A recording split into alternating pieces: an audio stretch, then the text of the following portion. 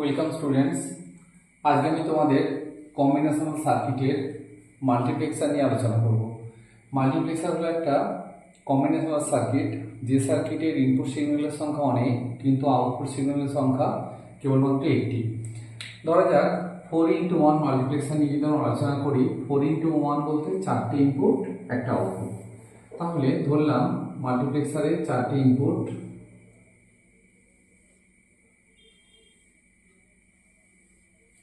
চারটি ইনপুটের নাম দিলাম I0, I1, I2, I3। চারটি যদি ইনপুট লাইন হয়, সিলেক্ট লাইন হবে দুটো। সিলেক্ট লাইন ধরলাম S1 এবং S2। সিলেক্ট লাইনগুলোকে আমরা একটা নর্মাল অবস্থায় নেব আর একটা নট গেট ক্রস করিয়ে নেব, এটাও তাই।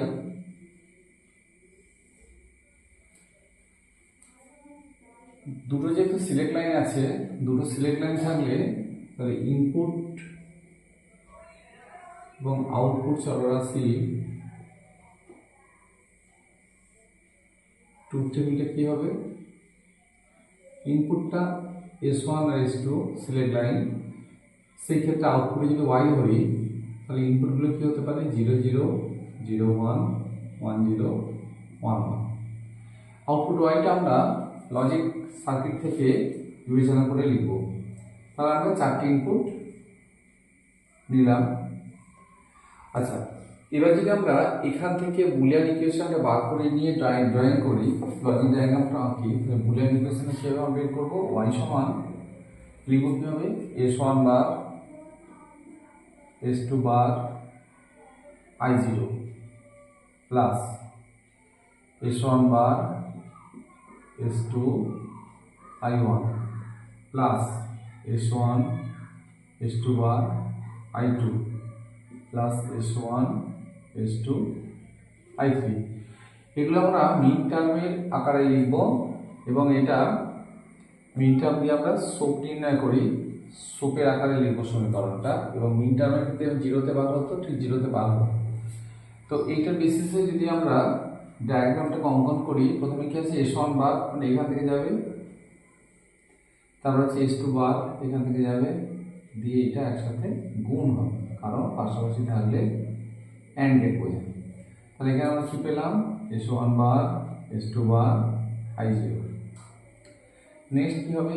S1 বার, S1 বার মানে এটা, S2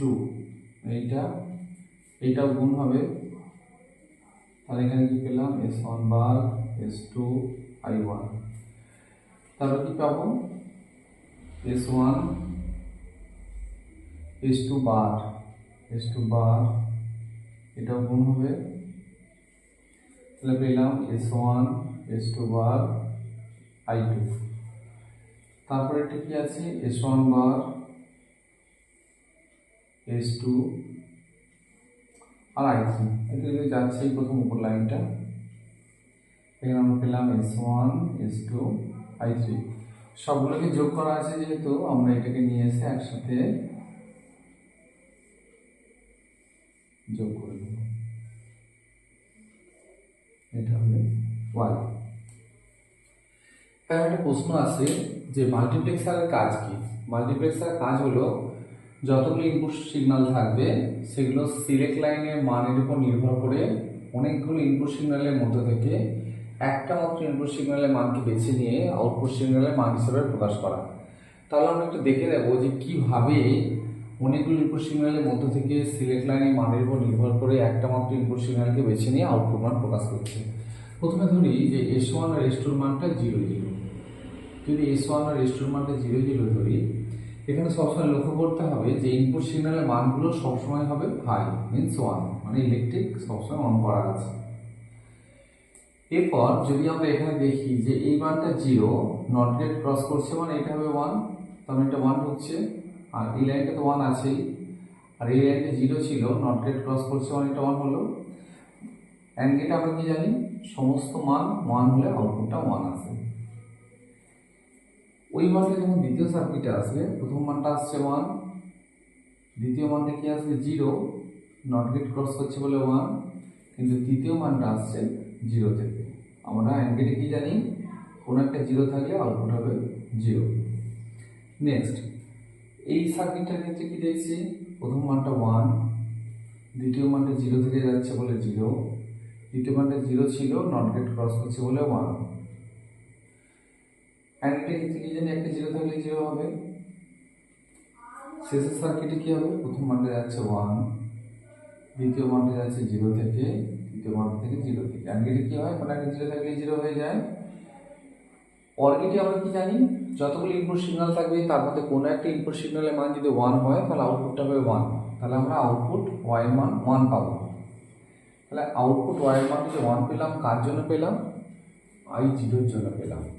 তাহলে যখন S1 আর S2 এর মান 0 0 দিলাম, তখন কি হলো, সিলেক্ট লাইনের মানের উপর নির্ভর করে সমস্ত ইনপুট সিগন্যালগুলোর মধ্য থেকে একটা মাত্র ইনপুট সিগন্যালের মানকে বেছে নিয়ে আউটপুট মান প্রকাশ করলো। ওই জন্য আমরা আউটপুটে লিখব i0। নেক্সট, যদি আমরা একটু 0 আর 1 দিয়ে চেক করতাম তাহলে কি হতো, তাহলে দেখে নিই আমরা।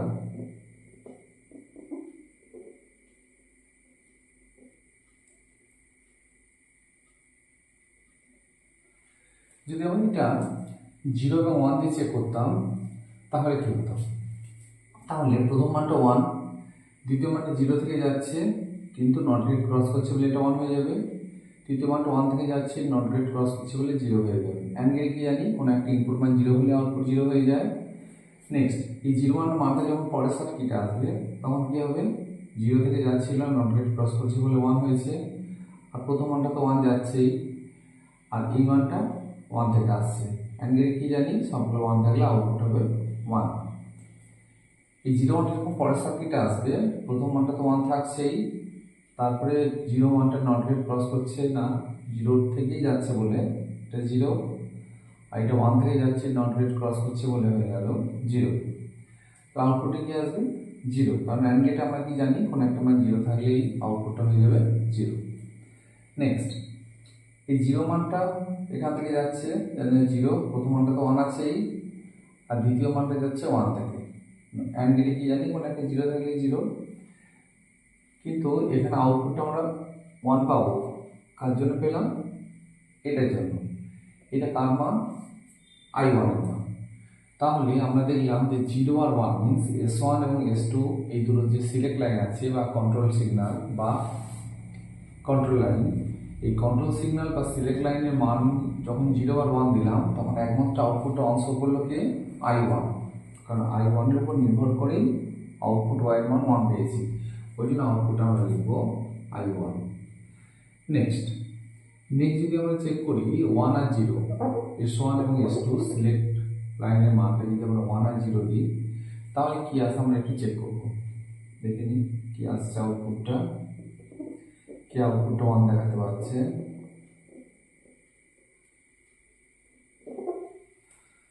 আচ্ছা আমরা বলেছিলাম যে ইনপুট সিগন্যালের মান সবসময়গুলো 1 থাকে, মানে সবসময় ইলেকট্রিক 1 আছে, মানে হাই সিগন্যাল।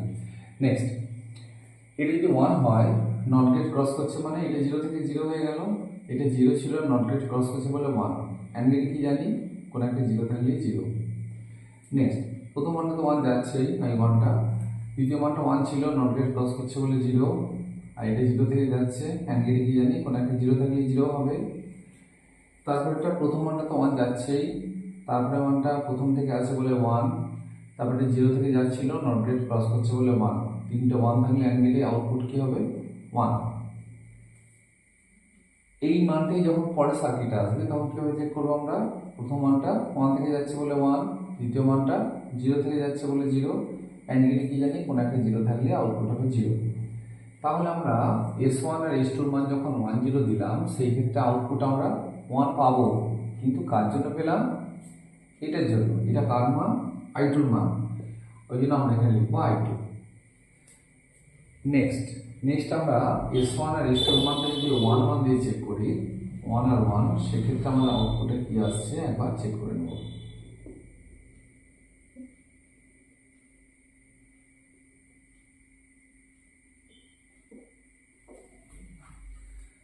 আচ্ছা, আমরা বলেছিলাম যে ইনপুট সিগন্যালের মান সবসময়গুলো হাই বা 1 হয়, তার মানে এখানে 1, এটা 1, এটা 1, এটা 1। এরপর আমরা সিলেক্ট লাইনের মান দিচ্ছি 1 1।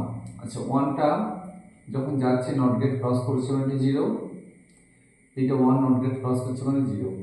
আমরা জানি যে কোনো একটা 0 থাকলে আউটপুট 0 হয় না অ্যান্ড গেটে।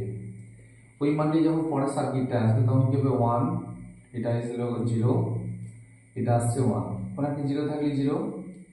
নেক্সট প্রথম মানটা তো 1 যাচ্ছে, এটা 1 থেকে যাচ্ছে যেন 1, দ্বিতীয় মানটা 1 থেকে যাচ্ছিল কিন্তু নট গেট ক্রস করছে বলে 0 হয়ে গেল।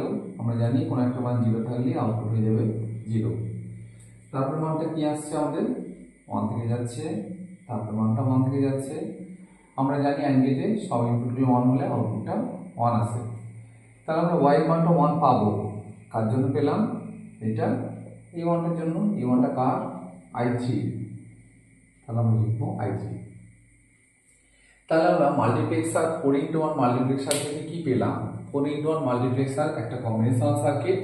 এই সার্কিটটা সিলেক্ট লাইনের মানের উপর নির্ভর করে সিলেক্ট লাইনের যতগুলো মান হতে পারে সমস্ত মানগুলোর প্রত্যেকটা মানের উপর নির্ভর করে যতগুলো ইনপুট সিগন্যাল আছে সেই ততগুলো ইনপুট সিগন্যালের মধ্যে থেকে একটা মাত্র ইনপুট সিগন্যালের মানকে বেছে নিয়ে আউটপুট চলরাশির মান প্রকাশ করে। যেমন আমরা লক্ষ্য করলাম যখন 0 দিলাম তখন আউটপুট এলো, আউটপুট একমাত্র আউটপুট 1 দেখিয়েছে i0, ওই জন্য i0 লিখেছি। যখন 0 আর 1 দিয়ে চেক করিয়েছি তখন দেখেছি i1কে একমাত্র 1 দেখিয়েছে, বাকি সবগুলো 0 দেখিয়েছে, ওই জন্য লিখেছি i1। যখন আমরা 1 আর 0 দিয়ে চেক করিয়েছি তখন দেখেছি i2টাই একমাত্র 1 শো করিয়েছে, বাকি সবগুলো 0 শো করেছে, ওই জন্য লিখছি i2। যখন আমরা 1 দিলাম তখন আউটপুট আমাদের দেখিয়েছে 1 একমাত্র i3, ওই জন্য আমরা এখানে লিখেছি i3। তাহলে আশা করি তোমরা বুঝতে পেরেছ।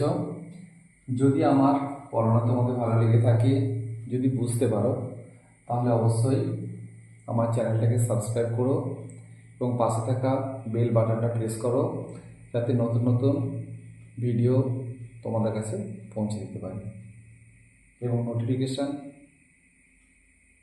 অন করে দিও। আজ এটুকুই, পরের ক্লাসে বাকিটা।